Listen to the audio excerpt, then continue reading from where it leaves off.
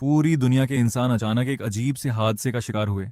सब के सब एक साथ एक रहस्यमयी नई दुनिया में पहुंचा दिए गए। यहाँ का नज़ारा होश उड़ाने वाला था। पूरे के पूरे शहर, बीच बाजार और बड़े बड़े होर्डिंग्स बादलों के बीच आसमान में उड़ रहे थे। हर किसी के दिल में एक ही उम्मीद थी कि इस नई दुनिया में कदम रखते ही उन्हें कोई जादुई ताकत मिलेगी।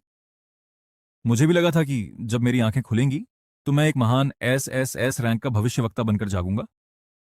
लेकिन अफसोस, जब होश आया तो सामने सिर्फ धुंधलापन था। मेरी किस्मत इतनी खराब थी कि मेरा जन्म यहाँ के एक बेहद गरीब परिवार में हुआ था और आते ही तोहफे में मिला 30 लाख का भारी भरकम कर्ज। और वो जादुई ताकत, वो सिर्फ एक मामूली अक्षरों वाली भविष्यवाणी, टेक्स्ट प्रोफेसी बनकर रह गई थी। उत्तरी शहर के उस बेहद गंदे और गरीब इलाके की एक अंधेरी खाई में मैं मौत के कगार पर था। मुझे एक फटे हुए बोरे की तरह कचरे में बाहर फेंक दिया गया। एक भारी शरीर के जमीन से टकराने की आवाज गूंजी। वह मैं था। मेरी पीठ पर वार किया गया था और मैं काई से भरी एक ठंडी दीवार से जा टकराया। एक चीर देने वाला दर्द पलक झपकते ही मेरे पूरे शरीर में दौड़ गया। दर्द इतना भयानक था कि मेरे मुंह से चीख निकलने की ताकत भी छिन चुकी थी। मैं बस एक मरते हुए कुत्ते की तरह अपना मुंह फाड़े पड़ा था, पर आवाज गायब थी। तभी एक भारी और क्रूर आवाज गूंजी, पैसे लौटाओ, नहीं तो इस बिल्ली को मारकर खा जाओ। बोलने वाला कोई और नहीं, झाओ हूं था। उत्तरी शहर के अंडरग्राउंड सट्टेबाजी बाजार का एक बदनाम और खूंखार गुंडा। वह एक हट्टा कट्टा गंजा आदमी था, जिसके हाथ में मिश्र धातु एलॉय का एक भारी बेसबॉल बैट था। उस बैट से अभी भी ताजा खून टपक रहा था। और उस गंजे दानव के ठीक पीछे खड़ा था एक आदमकद जंगली सुअर, एक आयरन स्किन वाइल्ड बोअर, जो गुस्से में फुफकार रहा था। उसकी लाल सुर्ख आंखें जमीन पर बेबस पड़े मुझ जैसे 18 साल के अनाथ लड़के को घूर रही थीं। हाँ, मैं सिर्फ 18 साल का था। माता पिता पहले ही गुजर चुके थे और पूरे स्कूल में मैं इकलौता अभागा था जो इस ऊंचे ब्याज के कर्ज के नीचे दबा था। जाओ हूं आगे बढ़ा। उसने क्रूरता से अपना भारी पैर मेरी कलाई पर रखा और उसे पूरी ताकत से कुचलने लगा।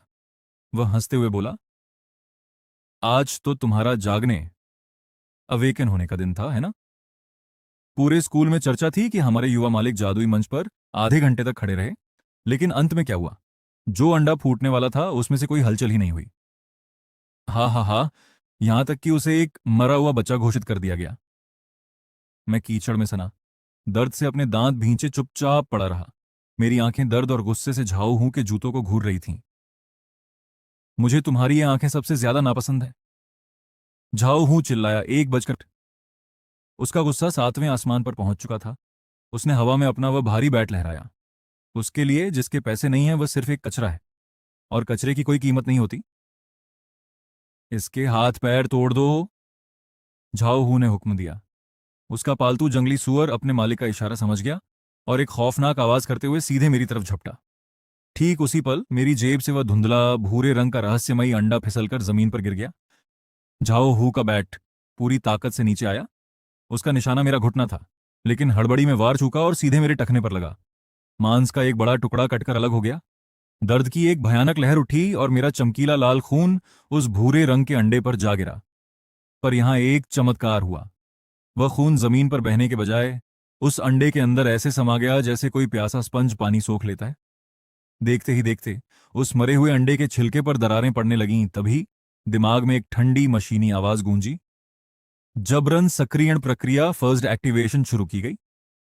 मेजबान, होस्ट के जीवन के लक्षण अत्यंत खतरे में है। वह अंडा पूरी तरह से टूट कर बिखर गया।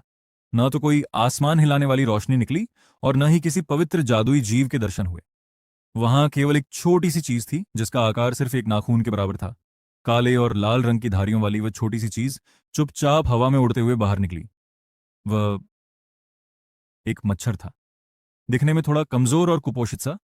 तभी दिमाग में फिर वही आवाज आई। प्रणाली सिस्टम सफलतापूर्वक सक्रिय हो गई है। जर्ग गॉड लेवल सिस्टम होस्ट से जुड़ चुका है। शुरुआती सैनिक एफ रैंक मॉस्किटो, रक्त रेखा विशेषता, रक्षा की अनदेखी करना, इग्नोर डिफेंस, घातक जहर फेटल वेनम, और परजीवी नियंत्रण। मैंने अपने दिल में पहला आदेश जारी किया। वह छोटा सा मच्छर हवा में ऐसी रफ्तार से उड़ा जिसे इंसानी आंखें देख भी नहीं सकती थीं। उसने लाल रंग की एक लकीर सी बना दी। उसने उस सुअर की लोहे जैसी सख्त चमड़ी पर हमला नहीं किया, बल्कि एक सूक्ष्म मिसाइल की तरह सीधे सुअर के कान के अनप्रोटेक्टेड छेद में घुस गया। तेजी से आगे बढ़ते हुए उस विशाल सुअर का शरीर अचानक बीच में ही ठिठक गया। उसकी आंखों की क्रूरता पल भर में गहरे खौफ और सदमे में बदल गई। वह दर्द के मारे पागलों की तरह सिर हिलाते हुए चीखने लगा। जंगली सुअर, तुम पागलों की तरह क्या कर रहे हो? झाओ हू का चेहरा पीला पड़ गया। उसने अपने मानसिक संपर्क से उसे शांत करना चाहा, पर उधर से सिर्फ अंतहीन दर्द और पागलपन वापस लौट रहा था। सिर्फ 3 सेकंड के भीतर अपनी बेजोड़ रक्षात्मक ताकत के लिए मशहूर वह सुअर अपने सातों अंगों से खून बहाने लगा। उसका वह भारी भरकम शरीर एक ढाते हुए पहाड़ की तरह जमीन पर आ गिरा और उसने दम तोड़ दिया। तुम तुमने क्या किया? झाओ हू घबराकर पीछे हटने लगा और फटी आंखों से अपने सुअर की लाश को देखने लगा। और मैं धीरे धीरे उस कीचड़ और पानी के बीच से उठकर खड़ा हो रहा था। मैंने चेहरे पर एक झाओ हू की आंखें फटी की फटी रह गईं। मच्छर? एक मामूली मच्छर? यह असंभव है। एक मच्छर भला मेरे आयरन स्किन वाइल्ड बोर की सुरक्षा को कैसे भेज सकता है? क्योंकि तुम बहुत नासमझ हो। मेरी आवाज भारी थी। चाहे वह कोई दिव्य ड्रैगन ही क्यों ना हो, अगर इस मच्छर का डंक उसमें ढस गया तो उसका मरना तय है। तभी सिस्टम ने कहा, लोह त्वचा वाले जंगली सुअर को मारने पर 50 शुद्धिकरण अंक मिले। संकेत, एब्डोमिनल पैटर्न, ताजे खून की तीव्र प्यास। मैंने धीरे से अपना सिर उठाया और झाओ हूं की तरफ देखा, जो अब डर के मारे लगातार पीछे हट रहा था। चूंकि तुम यहां आ ही गए हो तो अब मत जाओ। मेरे मच्छर का पेट अभी तक नहीं भरा है। कमीने लड़के, मैं आज तुम्हारे टुकड़े टुकड़े कर दूंगा। झाओ हूं आखिरकार एक मजबूत आदमी था। वह जोर से गुर्राया और अपना बैट हवा में लहराते हुए पागलों की तरह मेरी तरफ झपटा। मैं अपनी जगह पर बिना हिले डुले सीधा खड़ा रहा। मैंने बस हल्के से अपनी उंगली से एक इशारा किया। झाओ हूं का बैट हवा में बीच में ही थम गया। उसे सिर्फ इतना महसूस हुआ कि उसकी गर्दन पर कोई बहुत छोटी और ठंडी चीज चुभी है। इसके तुरंत बाद एक अवर्णनीय सुन्नता और लकवे का एहसास पल भर में उसके पूरे शरीर में फैल गया। ऐसा खौफ जैसे उसकी आत्मा को कोई निचोड़ रहा हो। उसकी वे भारी लाठी जमीन पर गिर गई। झाओ हू के दोनों हाथ अपनी ही गर्दन को दबोचने लगे। आंखें बाहर उबल आईं और उसका वह तगड़ा शरीर आंखों के सामने ही सूखने और सिकुड़ने लगा। ठीक 10 सेकंड के बाद झाओ हू जमीन पर ढह गया। वह पूरी तरह से हड्डियों और सूखी त्वचा का एक ढांचा बन चुका था। एक जागृत अवेकेंड को मारने पर 10 विकास अंक मिले। शिकार जारी रखने की सलाह दी जाती है। मैं लड़खड़ाते हुए जमीन पर बैठ गया, बड़े बड़े सांस ले रहा था। मेरी उंगलियों पर बैठा वह मच्छर, जिसका पेट अब खून से भरकर लाल और पारदर्शी हो चुका था, डरने की बजाय पागलों की तरह हंस रहा था। यही है असली ताकत। ऐसी ताकत जिसके बाद किसी के सामने सिर झुकाने की जरूरत नहीं पड़ती, किसी की चापलूसी नहीं करनी पड़ती। मैंने अपनी जीभ से होंठों पर लगी बारिश की बूंदों और खून के धब्बों को चाटा। मेरी आंखों में पागलपन उतरने लगा। जब तक मैं पर्याप्त लोगों को मारता रहूं, तब तक चाहे मैं सिर्फ एक मच्छर ही क्यों ना हूं, इस दुनिया के सबसे ताकतवर लोग भी एक दिन मेरे सामने घुटने टेककर मुझे अपना पूर्वज कहेंगे। मैं लड़खड़ाते हुए खड़ा हुआ और लाशों को बेरहमी से पार करता हुआ आगे बढ़ गया। तियान लान प्रथम बीस टेमिंग अकादमी स्कूल के मुख्य द्वार के बाहर महंगी महंगी लग्जरी कारों की कतार लगी हुई थी। शानदार यूनिफॉर्म पहने छात्र छात्राएं अपने अपने पालतू दैवीय जीवों बीस्ट के साथ हंसते बातें करते अंदर जा रहे थे। मैं अपनी पुरानी साझा साइकिल से उतर ही रहा था कि पीछे से एक व्यंग्य भरी आवाज सुनाई दी। अरे अरे, ये तो हमारा महान बेकार जीनियस वांगबातियन है। कुछ लड़के मुझे घेर कर खड़े हो गए। उनका नेता था मोटा सा लड़का लिू चांग, जो ली आओतियन का सबसे बड़ा चमचा था। उसके पास सी रैंक का दाली डायमन ऐप विशाल बंदर था। वह जोर जोर से हंसते हुए बोला, सुना है कल जागरण अवेकनिंग के समय तुम्हारे पास कुछ भी नहीं निकला, आखिर में तो हवा ही बुला ली थी। उसके साथ खड़ा विशाल बंदर भी अपनी छाती पीटकर जोर से दहाड़ा। आसपास के छात्र तमाशा देखने के लिए रुक गए और मजाक उड़ाने लगे। मैंने बिना कोई भाव दिखाए अपनी साइकिल लॉक की। न उनकी ओर देखा, न कोई जवाब दिया। कल रात के शिकार ने मुझे एक बात अच्छी तरह समझा दी थी। इस दुनिया में सम्मान मांगने से नहीं मिलता, उसे ताकत से हासिल करना पड़ता है। लेकिन अभी स्कूल के गेट पर लड़ना सही नहीं था। यहां नियम बहुत सख्त थे। अगर किसी की हत्या हो गई तो तुरंत कानून व्यवस्था की टीम आ जाएगी, और फिलहाल मैं पूरे देश की ताकत से भिड़ने लायक नहीं था। मैंने ठंडी आवाज में केवल 2 शब्द कहे, रास्ता छोड़ो। लियू चांग गुस्से से चिल्लाया, वाह, तेवर तो बड़े हैं। उसने हाथ हिलाया। उसका विशाल बंदर आगे बढ़कर मेरे रास्ते में पहाड़ की तरह खड़ा हो गया। अंदर जाना है? ठीक है, पहले मेरे इस प्यारे बंदर के पैरों के नीचे से रेंग कर निकलो, फिर जाने दूंगा। भीड़ ठहाके लगाने लगी। मैं रुक गया। मेरी नजर उस लगभग 2 मीटर ऊंचे बंदर पर टिक गई। मेरा दाहिना हाथ जेब में था और मेरी तर्जनी उंगली धीरे धीरे हिल रही थी। ये मेरे हमला करने की आदत थी। मेरी आस्तीन के अंदर छिपा मिंगहे मच्छर मेरे इरादे को महसूस कर चुका था। वह उत्साह से अपने पंख रगड़ने लगा। मैं हमला करने का सही समय गिन ही रहा था कि अचानक पूरी भीड़ शांत हो गई। लोग अपने आप दोनों तरफ हट गए। एक उड़ने वाली लग्जरी कार धीरे धीरे आकर रुकी। दरवाजा खुला। उसमें से एक बेहद आकर्षक युवक उतरा। उसके कंधे पर एस रैंक का ड्रैगन बीस्ट बैठा हुआ था। उसे देखते ही लियू छेंग का चेहरा बदल गया। वह तुरंत चापलूसी करते हुए बोला, ली साहब, मैं तो बस इस आदमी को सबक सिखा रहा था। इसने अकादमी का नाम खराब कर रखा है।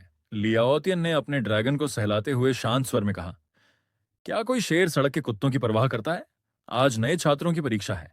ऐसे लोगों पर अपनी ताकत बर्बाद मत करो। चलो। ये कहकर वह बिना मेरी ओर देखे आगे बढ़ गया। जाते जाते लियो चांग मेरी तरफ घूरकर बोला, आज तो बच गया। दोपहर की युद्ध परीक्षा में रिंग के अंदर तेरा हिसाब करूंगा।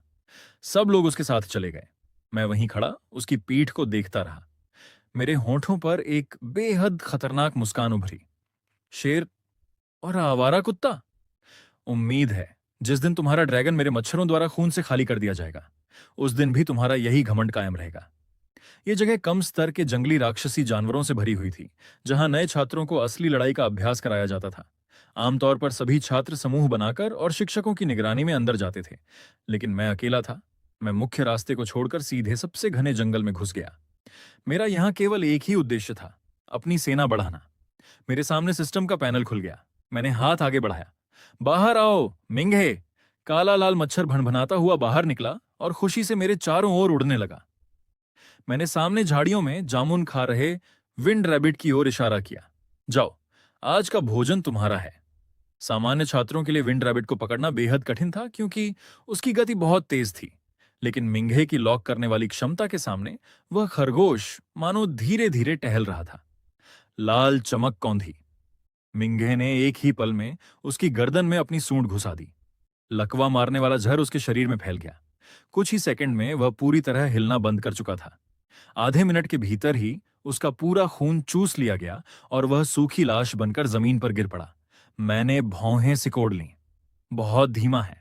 अगर इसी रफ्तार से चलता रहा तो मैं लियाओतियन का मुकाबला कभी नहीं कर पाऊंगा। तभी सिस्टम की आवाज सुनाई दी। यही वह विकल्प था जिसका मुझे इंतजार था। मैंने बिना देर किए स्प्लिट विभाजन सक्रिय कर दिया। मिंगे का शरीर कांपने लगा। उसका पेट तेजी से फूल गया। कुछ ही क्षणों बाद उसके शरीर से लाल मणि जैसे 10 छोटे अंडे बाहर निकले। हवा के संपर्क में आते ही वे तुरंत फूट गए। उनमें से मक्खी जितने छोटे लेकिन बेहद खतरनाक सैनिक मच्छर निकल आए। वे अपनी मां जितने शक्तिशाली नहीं थे, लेकिन उनकी संख्या ही उनकी असली था। उसका पेट तेजी से फूल गया। कुछ ही क्षणों बाद उसके शरीर से लाल मणि जैसे 10 छोटे अंडे हवा के संपर्क में आते ही वे तुरंत फूट गए। उनमें से मक्खी जितने छोटे लेकिन बेहद खतरनाक सैनिक मच्छर निकल आए। वे अपनी मां जितने शक्तिशाली नहीं थे, लेकिन उनकी संख्या ही उनकी असली ताकत थी। अब मेरे चारों ओर कुल 11 मच्छर मंडरा रहे थे। मेरी आंखों में महत्वाकांक्षा की आग जल उठी। ये तो बस शुरुआत है। मैंने हाथ लहराया। जाओ, इस पूरे जंगल में जो भी जीवित है उसका एक एक कतरा खून चूस लो। 11 मच्छर छोटे छोटे लड़ाकू विमानों की तरह चारों दिशाओं में उड़ गए। कुछ ही देर में पूरा जंगल अजीब खामोशी में डूब गया। चूहे, सांप, जंगली सुअर जो भी सामने आया, सब उनका शिकार बन गया। एक बड़े जानवर के लिए एक मच्छर शायद मामूली हो, लेकिन जब 10 मच्छर एक साथ हमला करें तो वह ऐसा दर्द बन जाता है जिससे बचना असंभव है। सिस्टम लगातार सूचनाएं देता रहा। इवोल्यूशन पॉइंट जोड़ 1, जोड़ 2, जोड़ 5। संख्याएं तेजी से बढ़ती गईं। आधे घंटे बाद मैं एक चट्टान पर बैठा था। मेरे पैरों के पास सूख चुके छोटे छोटे राक्षसी जानवरों की लाशों का ढेर लगा था, और मेरे चारों ओर मंडराने वाली मच्छरों की सेना अब तारान 11 से बढ़कर 100 तारान हो चुकी थी। अब वे कुछ कीड़े नहीं रहे थे। वे एक काले बादल की तरह दिखाई दे रहे थे, जिसे देखकर किसी की भी रूह कांप जाए। यही था कीट जाति इंसेक्ट स्वॉम्प का सबसे डरावना गुण। जब तक उन्हें खून और मांस मिलता रहेगा, वे अनंत संख्या में बढ़ते रहेंगे और हर दुश्मन के लिए एक कभी न खत्म होने वाला दुर्स्वप्न बन जाएंगे। मैंने सिस्टम में जमा हुए तारान 500 इवोल्यूशन पॉइंट्स को देखा और नरसंहार रुकवा दिया। फिलहाल संख्या काफी है, अब अगला कदम उठाने का समय आ गया है। अब मुझे संख्या नहीं, गुणवत्ता चाहिए। मैंने अपनी मुख्य मच्छर मिंगही की ओर देखा। लगातार खून चूसने और अपने सैनिकों को जन्म देने के कारण उसका आकार पहले से काफी बड़ा हो चुका था। तभी सिस्टम की आवाज गूंजी, इवोल्यूशन पॉइंट पर्याप्त हैं। मैंने आंखें सिकोड़ लीं। जंगल के बाहरी हिस्से में केवल एफ रैंक के कमजोर राक्षस थे। अगर मुझे ए रैंक का शिकार चाहिए तो और अंदर जाना होगा। तभी जंगल की गहराइयों से अचानक एक कान फाड़ देने वाली दहाड़ सुनाई दी। उसके तुरंत बाद एक लड़की की चीख गूंजी, बचाओ, कोई मुझे बचाओ, यह म्यूटेंट आयरन आर्मर राइनो पागल हो गया है। मेरे होठों पर हल्की मुस्कान आ गई। आयरन आर्मर राइनो, यह ए रैंक का शीर्ष पीक राक्षसी जानवर था। इसके शरीर में मौजूद शक्तिशाली खून मिंगहे के अगले विकास एवोल्यूशन के लिए बिल्कुल उपयुक्त था। जहां तक उस लड़की को बचाने की बात थी, मैं बस ठंडी हंसी हंसा।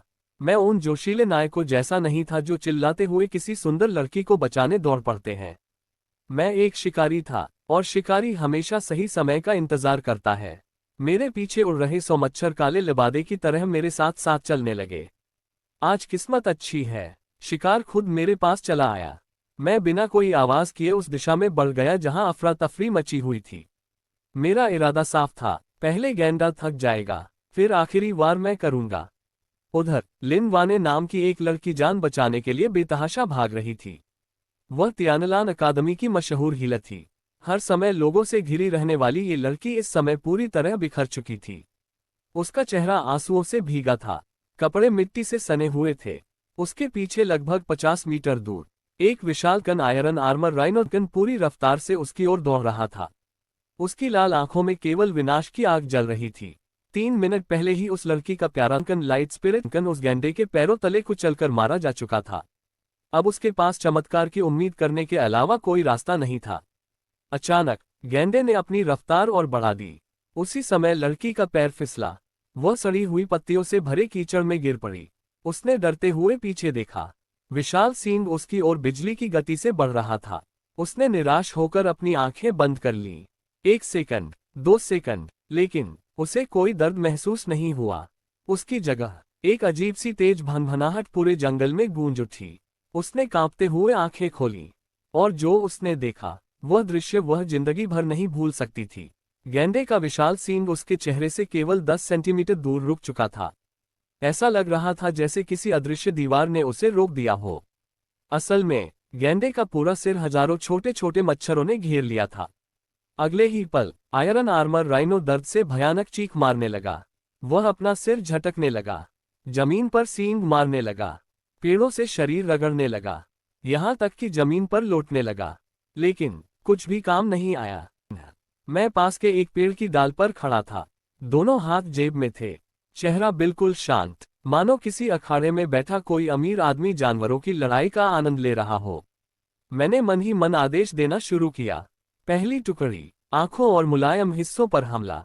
दूसरी टुकड़ी, नाक और सांस लेने का रास्ता बंद करो। तीसरी टुकड़ी, कानों के रास्ते सीधे दिमाग तक पहुंचो।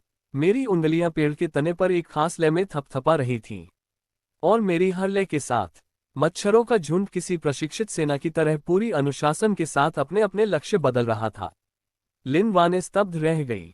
वह जमीन पर बैठी यह सब देखती रही। कुछ क्षण पहले जो राक्षस अजेय लग रहा था, अब वही दर्द से तड़प रहा था। सिर्फ 1 मिनट के भीतर धड़ाम, विशाल गैंडा जमीन पर गिर पड़ा। धूल का बादल उठ गया। उसकी सांसें अभी चल रही थीं, चारों पैर झटके खा रहे थे, लेकिन उसकी आंखों की चमक हमेशा के लिए बुझ चुकी थी। मैं पेड़ से नीचे कूदा, धीरे धीरे उस विशाल शरीर के पास पहुंचा। मैंने लड़की की तरफ देखा तक नहीं। मेरे लिए सबसे महत्वपूर्ण चीज वह गैंडा था। मैंने हाथ उठाया, सब वापस आओ। अगले ही पल पूरा काला झुंड वापस मेरे चारों ओर आ गया। हर मच्छर का पेट ताजे खून से फूला हुआ था, और उन सब के बीच मुख्य मच्छर मिंगहे गैंडे के सींग पर बैठा था। तभी सिस्टम बोला, उच्च गुणवत्ता वाले ए रैंक रक्त का अवशोषण पूर्ण, विकास की सभी शर्तें पूरी, जातीय उत्क्रांति रेस एवोल्यूशन प्रारंभ। मेरी आंखों में उत्साह चमक उठा।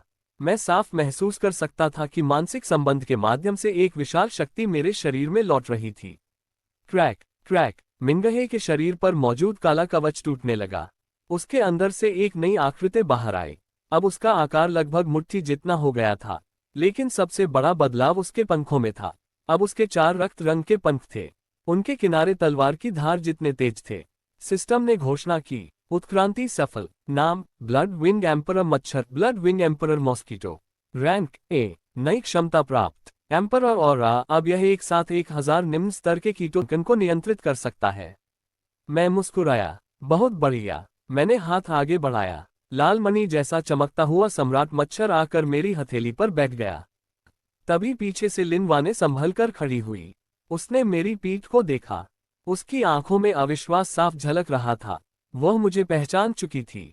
यही तो वह लड़का था जिसे पूरी अकादमी निकम्मा कहती थी। मैं धीरे धीरे उसकी ओर मुड़ा। मेरी आंखों में न दया थी, न चिंता। मैं केवल उसे ऐसे देख रहा था जैसे किसी सामान की कीमत आंक रहा हूं। मैंने गेंडे की लाश की ओर इशारा किया। इसका एक पैर मैं ले जा रहा हूं, बाकी चमड़ा और मांस तुम्हारा। इसे मेरी चुप्पी की कीमत समझो। लिनवा ने पूरी तरह हैरान रह गई। उसने सोचा था कि उसे बचाने के बाद मैं उससे दोस्ती करूंगा, या कम से कम उसका हाल पूछूंगा। लेकिन मैंने 2 कदम आगे बढ़कर ठंडी आवाज में कहा, अगर जीना चाहती हो तो आज जो देखा है उसका एक शब्द भी किसी से मत कहना। अगर किसी को पता चला कि मेरे पास इतनी बड़ी मच्छरों की सेना है। वह तुरंत घबरा गई। मैं किसी से कुछ नहीं कहूंगी। मैंने कुछ नहीं देखा। ये गेंडा तुमने अकेले मारा है। सारी लूट तुम्हारी है। मैंने संतुष्ट होकर सिर हिलाया। फिर बिना समय गंवाए गेंडे का एक पैर काट लिया। काला बाजार में इसकी अच्छी कीमत मिलने वाली थी। उस पैसे से मैं अपना कुछ कर्ज चुका सकता था और अपनी मच्छरों की सेना के लिए बड़ी मात्रा में सस्ता मांस खरीद सकता था। मैंने बिना पीछे देखे हाथ हिलाया। चलता हूं, और अपनी रक्त पंख वाली सम्राट मच्छर तथा बढ़ती हुई कीट सेना के साथ जंगल की गहराइयों में गायब हो गया। मेरे पीछे उड़ रही मच्छरों की विशाल सेना काले लबादे की तरह मुझे ढांकती हुई जंगल की गहराइयों में गायब हो गई। वहां केवल लिनवा ने अकेली रह गई, उस विशाल गेंडे की लाश के सामने खड़ी। कुछ पल तक वह उस शव को देखती रही। फिर अचानक उसके मन में एक डरावना विचार आया। पूरे स्कूल का सबसे निकम्मा समझा जाने वाला लड़का, उसने सिर्फ 1 मिनट में ए रैंक के शिखर स्तर के राक्षस को मार डाला। उसके शरीर में सिहरन दौड़ गई। अब सब कुछ बदलने वाला है। तियानलान अकादमी केंद्रीय युद्ध अखाड़ा। पूरा स्टेडियम छात्रों और शिक्षकों से खचाखच भरा हुआ था। आज नए छात्रों की सालाना कॉम्बैट असेसमेंट थी। विशाल गोलाकार दर्शक दीर्घा में सीनियर छात्र और प्रोफेसर बैठे हुए थे। मंच के बीचों बीच रेफरी ने ऊंची आवाज में घोषणा की, अगला मुकाबला कक्षा 3-2 के लियू चियांग विरुद्ध कक्षा 3-9 के वांग बातियन।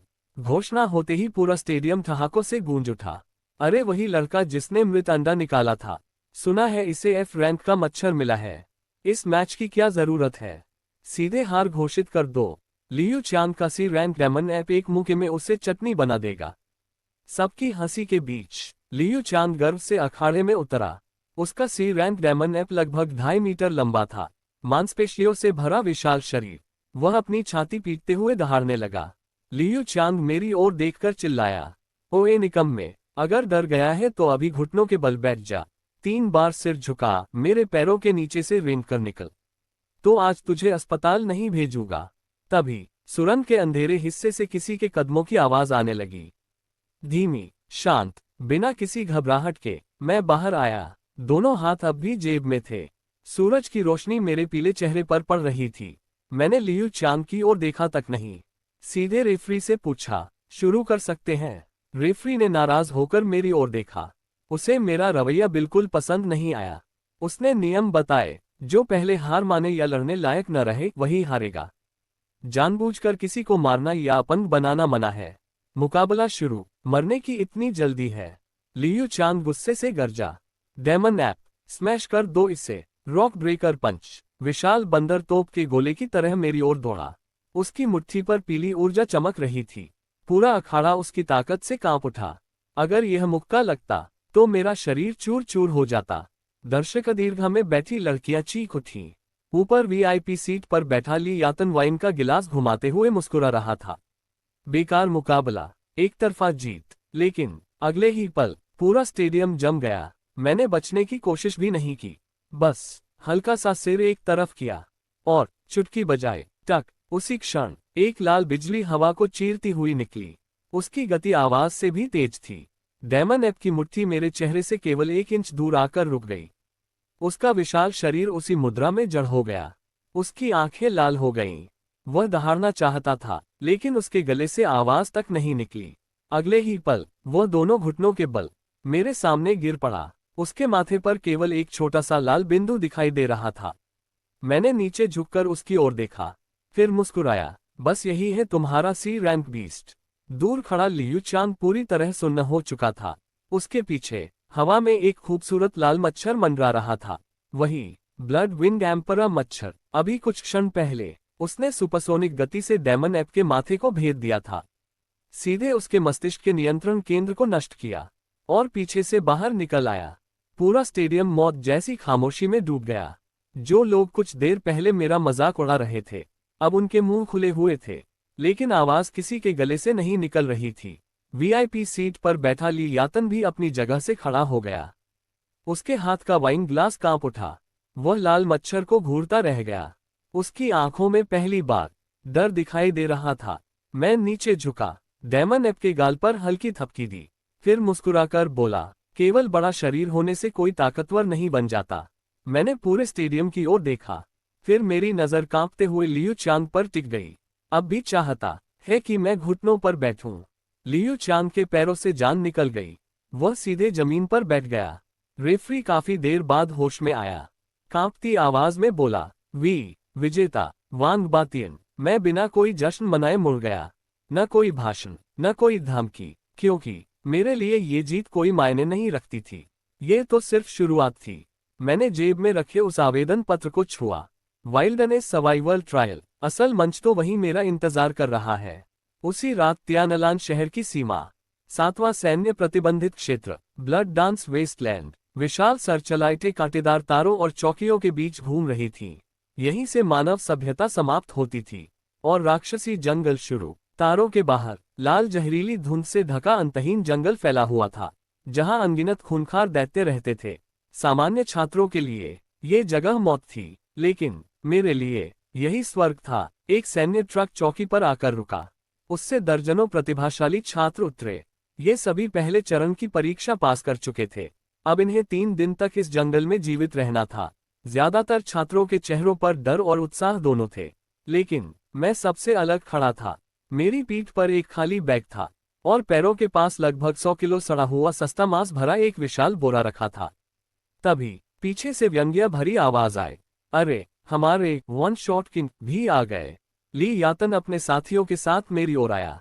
उसने मेरे मांस के बोरे की ओर देखा और हंसते हुए बोला, सुना है अपनी सारी जमा पूंजी इसी घटिया मांस पर खर्च कर दी। क्या जंगल में बारबेक्यू पार्टी करने जा रहे हो? मैंने उसकी ओर देखा तक नहीं, चुपचाप बोरा कंधे पर उठाया। उससे टकराते हुए बस इतना कहा, रास्ता छोड़ो। मैं सीधे प्रवेश द्वार की ओर बढ़ गया। उसके साथियों ने मुझे रोकना चाहा, लेकिन ली यातन ने हाथ उठाकर उन्हें रोक दिया। वह मेरी पीठ को घूरते हुए धीमे से बोला, जल्दी मत करो, इस जंगल में लोगों का मर जाना आम बात है। अंदर जाने दो, फिर आराम से इसे खत्म करेंगे। करीब आधे घंटे बाद मैं जंगल के 5 किलोमीटर अंदर पहुंच चुका था। मैंने न मुख्य रास्ता चुना, न उन जगहों को जहां बड़े राक्षस रहते थे। मैं केवल उन अंधेरी, गीली, दलदली जगहों की तलाश कर रहा था, जहां जहरीले कीड़े मकोड़े सबसे ज्यादा पाए जाते थे, क्योंकि मेरी सेना को बढ़ाने के लिए यही सबसे उपयुक्त जगह थी। मेरी आस्तीन और बालों में छिपे मच्छर एक साथ बाहर निकल आए। अब मेरी सेना की संख्या 500 तक पहुंच चुकी थी। मैंने बिना किसी झिझक के सर्वोच्च आदेश दिया, सभी इकाइयां भोजन शुरू करो, पूरी गति से प्रजनन करो। अगर कोई बाहरी व्यक्ति यह दृश्य देख लेता तो शायद जिंदगी भर डरावने सपने देखता। सैकड़ों मच्छर पागलों की तरह सड़े हुए मांस पर टूट पड़े। उनकी सूंडें मांस में धंस गईं। जैसे जैसे वे ऊर्जा सोखते गए, उनके पेट चमकने लगे। यह इस बात का संकेत था कि वे जल्द ही नए मच्छरों को जन्म देने वाले थे। आकाश में मिंगहे, पूरी कॉलोनी की रानी, शांतिपूर्वक मंडरा रही थी। उसके पंखों से निकलने वाली हल्की कंपन पूरे झुंड की गति और प्रजनन क्षमता को कई गुना बढ़ा रही थी। सिस्टम की स्क्रीन पर एक नया विकल्प चमका। विशेष वातावरण की पहचान, विषैला दलदल। 200 इवोल्यूशन पॉइंट खर्च कर पर्यावरण अनुकूल उत्परिवर्तन, म्यूटेशन, सक्रिय करें। मैंने बिना एक पल गवाए उत्तर दिया, सक्रिय करो। जैसे ही आदेश पूरा हुआ, नवजात मच्छरों में भयावह बदलाव शुरू हो गया। उनका शरीर अब पूरी तरह काला नहीं रहा। उनके पेट पर हरे रंग की चमकती हुई एक विशेष थैली उभर आई, जिसमें अत्यधिक अस्थिर जहरीला अम्ल भरा हुआ था। मेरे चेहरे पर संतोष भरी मुस्कान आ गई। यही है मेरी पहली विशेष युद्ध इकाई, आत्मघाती विषमच्छर। इनकी व्यक्तिगत ताकत बहुत कम थी। ये तेज भी नहीं उड़ सकते थे, लेकिन जैसे ही ये किसी दुश्मन के पास पहुंचते, उनके पेट की हरी थैली विस्फोट कर जाती और उसके साथ निकलता लोहे तक को गलाने वाला तीव्र अम्ल। सबसे अच्छी बात, इनकी लागत लगभग कुछ भी नहीं थी। सड़े हुए मांस का एक टुकड़ा और एक नया आत्मघाती मच्छर तैयार। मैंने चावल के दाने जितना छोटा एक विषमच्छर हथेली पर उठाया। उसके पेट में टिमटिमाती हरी रोशनी को देखकर मैं मुस्कुराया। काला विस्फोट में ही ये धरती हल्के हल्के कांपने लगी। पहले ऐसा लगा जैसे कहीं दूर भारी ट्रक गुजर रहे हों, लेकिन कुछ ही सेकंड बाद कंपन तेज होती गई। दलदल का पानी लहराने लगा। सूखे पेड़ों की टहनियां टूटकर गिरने लगीं। उसी समय सिस्टम ने चेतावनी दी, अलर्ट! उत्तर दिशा में अत्यधिक ऊर्जा का स्रोत, विशाल पशुझुंड, बीस्ट टाइड, बन रहा है। अनुमानित संख्या 10,000 से अधिक। मैं तुरंत एक ऊंचे सूखे पेड़ की चोटी पर चढ़ गया। दूर क्षितिज की ओर देखा। कई किलोमीटर दूर धूल का एक विशाल बादल आसमान तक उठ रहा था। हजारों राक्षसी जानवर पूरी रफ्तार से मेरी ओर भाग रहे थे, लेकिन वे हमला नहीं कर रहे थे। भाग रहे थे, मानो उनके पीछे उनसे भी कहीं ज्यादा भयानक कोई चीज उनका पीछा कर रही हो। उसी समय सभी छात्रों के संचार उपकरणों पर लगातार सहायता संदेश आने लगे। चारों ओर चीखें, दहाड़े और मौत की आवाजें गूंज रही थीं। अगर कोई सामान्य इंसान होता तो तुरंत भाग जाता, लेकिन मैं हंसने लगा। धीरे धीरे मेरी हंसी पागलों जैसी बन गई। मैंने दोनों हाथ फैलाए और गरज कर बोला, बहुत बढ़िया। अभी मैं सोच ही रहा था कि कुछ 100 किलो सड़े हुए मांस से अपनी सेना को 10,000 तक कैसे पहुंचाऊं। और अब हजारों टन ताजा मांस खुद मेरे दरवाजे पर चला आया। मैंने नीचे देखा। दलदल के ऊपर अब लगभग 5,000 मच्छरों का झुंड मंडरा रहा था। लाल सैनिक मच्छर और हरे आत्मघाती विषमच्छर मिलकर मौत का काला बादल बना चुके थे। मैंने सामने उमड़ती हुई पशुलहर की ओर उंगली उठाई। मेरी आंखों में पागलपन साफ दिखाई दे रहा था। जाओ, इस दुनिया को दिखा दो, असली प्राकृतिक आपदा कैसी होती है। 5,000 मच्छर एक साथ आकाश में उठे। वे हवा में मिलकर किसी विशाल काले दैत्य के हाथ जैसे दिखाई दे रहे थे। अगले ही पल वह काला तूफान सीधे हजारों राक्षसी जानवरों की बार से टकरा गया। सबसे आगे दौड़ रहा एक विशाल फ्लेम लायन कुछ समझ ही नहीं पाया। एक पल में हजारों मच्छर उसके पूरे शरीर पर छा गए। उसे चीखने तक का मौका नहीं मिला। कुछ ही सेकंड बाद वहां केवल उसकी सफेद हड्डियां बची थीं। मैं पेड़ की चोटी पर खड़ा था, मच्छरों की सेना के साथ धीरे धीरे आगे बढ़ रहा था। ठंडी आवाज में मैंने आदेश दिया, कोई भी वापस नहीं जाएगा, सबको यहीं रोक दो। लगभग 1 किलोमीटर दूर जान बचाकर भाग रहे छात्रों में से किसी ने पीछे मुड़कर देखा और वहीं जम गया। वो पागल हो गया है। दूसरे छात्रों ने भी पीछे देखा। उनके सामने ऐसा दृश्य था जिसने उनकी पूरी समझ ही बदल दी। एक सूखे पेड़ की चोटी पर खड़ा था, दोनों हाथ फैलाए, और मेरे पैरों के नीचे लाल और हरे रंग से चमकता हुआ विशाल मच्छरों का बादल सीधे हजारों राक्षसी जानवरों की सेना से टकरा रहा था। किसी ने चीख कर कहा, क्या वह आत्महत्या करने जा रहा है? उसके सामने हजारों राक्षस है। लेकिन अगले ही क्षण दोनों सेनाएं टकराईं। सबको लगा था कि मैं पल भर में कुचल जाऊंगा, लेकिन हुआ ठीक उल्टा। राक्षसों की पहली पंक्ति ऐसे टूटने लगी मानो किसी अदृश्य मांस काटने वाली मशीन से टकरा गई हो। मैंने केवल एक शब्द कहा, विस्फोट। सबसे आगे आयरनबैक वुल्फ थे। उनकी लोहे जैसी चमड़ी गोलियों तक को रोक सकती थी, लेकिन सैकड़ों हरे आत्मघाती मच्छर उनके ऊपर टूट पड़े। छोटे छोटे विस्फोट लगातार होने लगे। हर विस्फोट बहुत बड़ा नहीं था, लेकिन उनमें मौजूद अम्ल ही असली हथियार था। हरा जहरीला अम्ल उनकी आंखों, नाक और यहां तक कि उनकी लोहे जैसी पीठ पर भी फैल गया। दर्द से वे जमीन पर तड़पने लगे। मैंने अगला आदेश दिया, सैनिक दस्ते। हम 3000 सैनिक मच्छर खून की गंध सूंघ चुके शार्क की तरह टूट पड़े।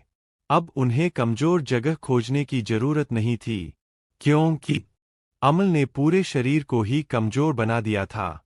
वे बने हुए घावों के रास्ते सीधे शरीर के भीतर घुस गए। एक विशाल भेड़िया, जिसका वजन लगभग 200 किलो था, मुंह खोलकर मच्छरों को निगलना चाहता था, लेकिन 10 से अधिक मच्छर सीधे उसके गले के अंदर घुस गए। सिर्फ 3 सेकंड बाद वह विशाल भेड़िया जमीन पर ढेर हो गया, और उसके शरीर से बाहर निकले वे मच्छर खून से भरे हुए थे। उन्होंने हवा में ही खुद को 2 भागों में बांट लिया। मेरी दृष्टि के दायरे में मौजूद सिस्टम पैनल तेजी से अपना डेटा अपडेट कर रहा था। नया, एक रिज आयरनबैक वुल्फ को मारा, जोड़ 50 विकास अंक, ऊर्जा अतिप्रवाह, स्वचालित रूप से विभाजन कार्यक्रम निष्पादित करना, वर्तमान झुंड का आकार 6200, पर्याप्त नहीं। इतना काफी नहीं था। नीचे कारखाने में फैले खूनी मंजर को देखकर मेरी आंखों में दया का कोई भाव नहीं था, बस संख्याओं के प्रति एक जुनूनी लगाव था। मृतकों की जगह मरणासन लोग आ रहे थे। जब तक मैं जीवित हूं, मेरी सेना असीमित है। इस समय ज्वार से भीगी हुई नई सेनाएं आगे बढ़ी। ये और भी विशाल भयावह जंगली जानवर थे। अंत में मवेशियों और मेपल के पत्तों की भारी संख्या स्पष्ट हो गई। अनगिनत मच्छर भैंसों के लोहे जैसे खुरों से कुचलकर मर गए और मेपल के पत्तों की नुकीली पत्तियों से टुकड़े टुकड़े हो गए। मैंने देखा कि मेरी सेना कुछ ही सेकंड में सैकड़ों की संख्या में कम हो गई, फिर भी मैंने घबराहट नहीं दिखाई। एक तरह की थका देने वाली लड़ाई है ना। जर्ग को इससे ज्यादा किसी चीज का डर नहीं है। अपनी सारी ऊर्जा खर्च करने के बाद मैंने अपनी मानसिक शक्ति को उसकी सीमा तक धकेल दिया। क्वीन स्टिक्स को सक्रिय किया, और जो स्टिक्स मेरे कंधे के ऊपर मंडरा रही थी, वह आखिरकार हिल गई। वह उड़ गई। युद्ध क्षेत्र के ठीक ऊपर पहुंचकर उसके पंख उच्च आवृत्ति पर कंपन करने लगे, जिससे एक ऐसी ध्वनि तरंग उत्पन्न हुई जो मनुष्यों को सुनाई नहीं देती थी, लेकिन जर्ग को पागल करने में सक्षम थी। इस ध्वनि तरंग से उत्तेजित होकर दबाव में आकर ऐसा प्रतीत हुआ मानो सभी सैपर मच्छरों को उत्तेजक पदार्थ का इंजेक्शन लगा दिया गया हो, जिससे उनकी हमले की गति 30% बढ़ गई। इससे भी अधिक भयावह बात यह थी कि स्टिक्स नदी ने अपने लाल क्रिस्टल जैसे। उसने गहरी सांस ली और युद्ध क्षेत्र में फैली खून की धुंध दृश्यमान लाल रेखाओं में बदल गई, जो उसके शरीर में समाहित हो गईं। फिर वह नीचे उतरने लगी। ये कीड़े अपने अंडे बिखेर देते हैं, जो जमीन पर गिरते ही फूट जाते हैं। 1000 मर जाते हैं, लेकिन कोई बात नहीं, अगले ही पल 2000 और निकल आएंगे। ये आपस में लड़कर अपना जीवन चलाते हैं। यही कीड़ों का स्वभाव है। इस जाति को ब्रह्मांड की सभी जातियों द्वारा वर्जित माने जाने का यही कारण है। आखिर यह चीज क्या है? पास ही एक ऊंची जगह पर पहरेदारों का एक छोटा दस्ता अपनी सुरक्षा व्यवस्था कर रहा है। सार्जेंट झांग बियाओ ने अपनी दूरबीन नीचे रख दी। वह इन 100 से अधिक छात्रों के पूर्ण विनाश और अपने स्वयं के प्रशिक्षण के विफल होने के लिए तैयार था, लेकिन अब उसने देखा कि जिस नमी को सुरक्षा घेरा तोड़ देना चाहिए था, वह अचानक रुक गई थी, और उस नमी के केंद्र में एक काला वह भंवर एक अथाह गड्ढे जैसा था। चाहे कितने ही खूंखार जानवर उसमें घुसे, वे सब शांत हो जाते थे। और उस भंवर के केंद्र में एक पेड़ खड़ा था। पतले शरीर वाले व्यक्ति के ठिकाने पर बैठा लड़का कप्तान को रिपोर्ट कर रहा है कि उस क्षेत्र में जैविक गतिविधि तेजी से बढ़ रही है। उसके बगल में खड़ा संचार अधिकारी कांपते हुए बोला। बियाओ ने बड़ी मुश्किल से अपनी सांस रोकी। तभी नमी के बीच से मदद के लिए कई तीखी चीखें सुनाई दी। ये छात्रों का एक छोटा समूह था जिसे निकलने का समय नहीं मिला था। कई अकेले छायादार तेंदुए एक चट्टान के चारों ओर इकट्ठे होकर खड़े थे। लड़कियों में से एक ने दूर तक बेताब होकर पुकार लगाए। इसी बीच ली याओटिन पहले ही आन की ओर दौड़ चुकी थी। ऊंची जगह पर उसने मदद के लिए चीखें सुनी, लेकिन खूंखार छायादार तेंदुओं को देखकर उसने अपने दांत पीसते हुए, अनसुना करने का नाटक करते हुए मुंह फेर लिया और इधर उधर खेलने लगा। हास्यास्पद, ऐसे समय में वापस जाना आत्महत्या के समान होगा। हालांकि मैंने यहाँ कुछ हलचल देखी।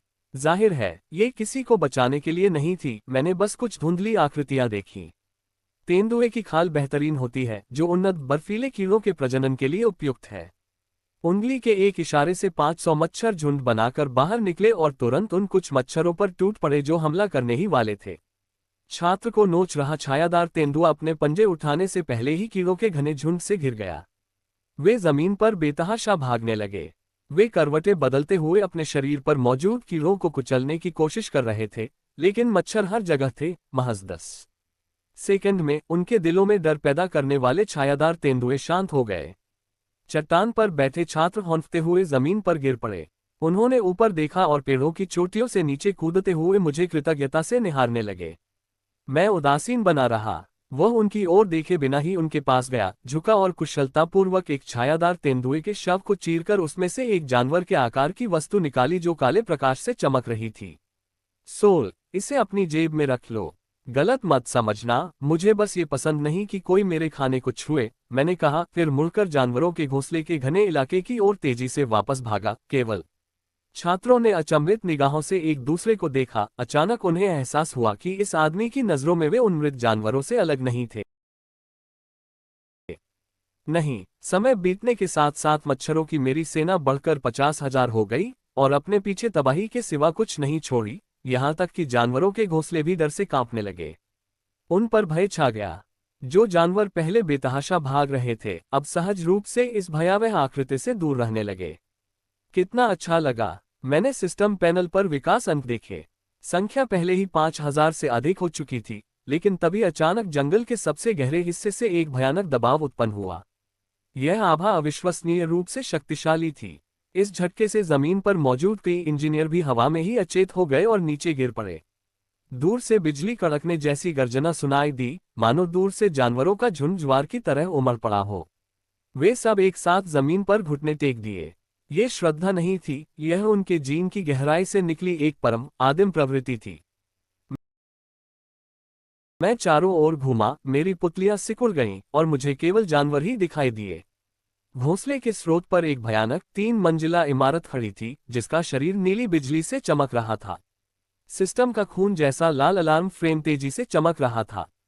भगवान के स्तर का, मैंने अपने फटे होठों को चाटा। एक साधारण छात्र शायद इसे देखकर डर से बेहोश हो जाता, लेकिन मैं पीछे नहीं हटा। इसके विपरीत चलो बड़े, देखो कि यह तुम्हारा है या नहीं। मोटी चमड़ी या शायद मेरे नुकीले दांत।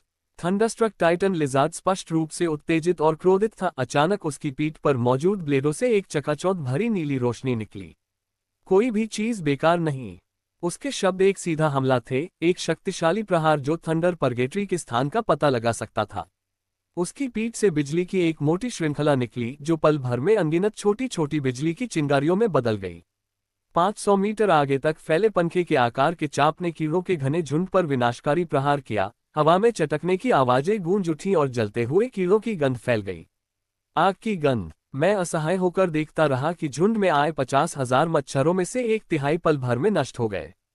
मानसिक संपर्क के स्वामी के रूप में कीड़ों के झुंड की सामूहिक मौत का सीधा असर मुझ पर पड़ा। मैंने मुंह भरकर खून थूक दिया। हाँ, मैं मर गया, वो भी मर गया।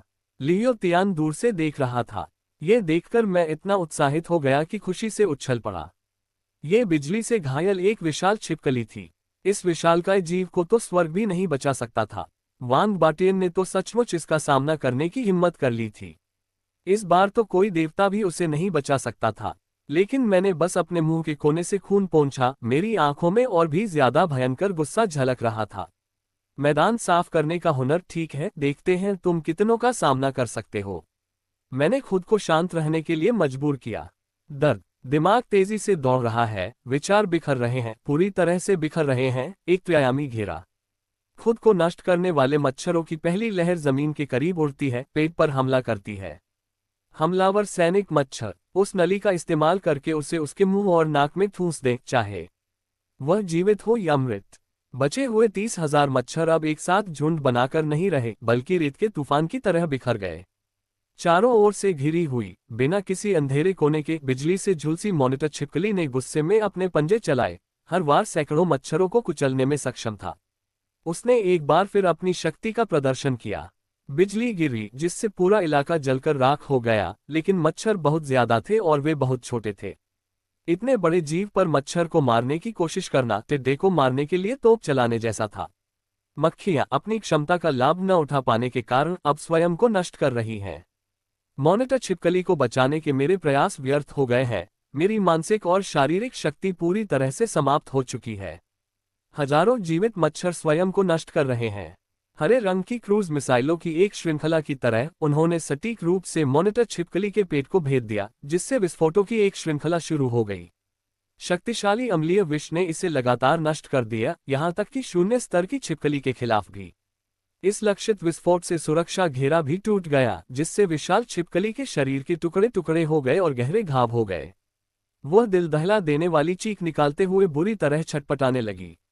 मैंने कहा, अभी खेल खत्म नहीं हुआ है। वे चुपके से मॉनिटर छिपकली के पास पहुंच चुके थे, जो उनसे 50 मीटर से भी कम दूरी पर थी। उनके हाथ में बैल का काटा हुआ नुकीला सींग था और उनकी आंखें। मॉनिटर छिपकली के बुरी तरह घायल घाव को ध्यान से देखते हुए, मिंगहे, क्या तुम तैयार हो? मेरे कॉलर के अंदर छिपा हुआ प्राणी धीरे से अपना पंख फड़फड़ाया। अपनी ताकत बटोरते हुए निर्णायक हमले के लिए उपयुक्त क्षण की प्रतीक्षा में, युद्ध के मैदान में मच्छरों की सेना को पहले ही भारी नुकसान उठाना पड़ा था। अचानक बिजली गिरने से घायल विशालकाय छिपकली ने एक बार फिर अपने विशाल जबड़े खोल दिए। मैंने एक ही सांस में हमला कर पहाड़ की ओर बढ़ा। उसी क्षण विशाल छिपकली के शरीर से निकले मच्छरों के झुंड उसके चारों ओर जमा हो गए। हुआंग मिंगहे उड़ गया, उसके रूप में एक और नाटकीय परिवर्तन आया। उसका कभी लाल क्रिस्टल जैसा शरीर अब गहरे रंग में लिपटा हुआ था। इसका रंग गहरा बैंगनी था और इसका आकार घटकर केवल एक उंगली जितना रह गया था। इसके मूल 4 पंख अब 6 हो गए थे और उन पर एक रहस्यमय बैंगनी आभा फैली हुई थी। बिजली की चिंगारी, जिसकी सांसें पारदर्शी काले बैंगनी रंग की हो रही थी, को सफलतापूर्वक शुद्ध कर दिया गया। इसका नाम एमेथिस्ट थंडर मॉस्किटो है। इसके गुण विष, गरज, अंधकार हैं और इसका तारा गुणधर्म एक है। UFO, star trade 2, lightning poison needle, star trade 3, parasitic puppet. मैंने अपना हाथ बढ़ाया और बैंगनी बिजली बिखेरता हुआ सम्राट मच्छर का छल्ला धीरे धीरे नीचे उतरने लगा। मेरी उंगलियों के इशारे पर मैंने दूर से आते जानवरों के झुंड को देखा, जो पहले से ही भयभीत होकर भाग रहे थे, और दूर खड़े मेरे कुछ प्रतिभाशाली सहपाठियों को देखा, जिनके चेहरे लाशों से भी ज्यादा पीले पड़ गए थे। मच्छर के पंखों को धीरे से सहलाते हुए वह धीरे से हंसा। लियू याओटिन, तुम्हारी छोटी छिपकली काफी प्राचीन होगी, है ना? सुबह की धुंध अभी छटी नहीं थी। नीला रंग युशु का है।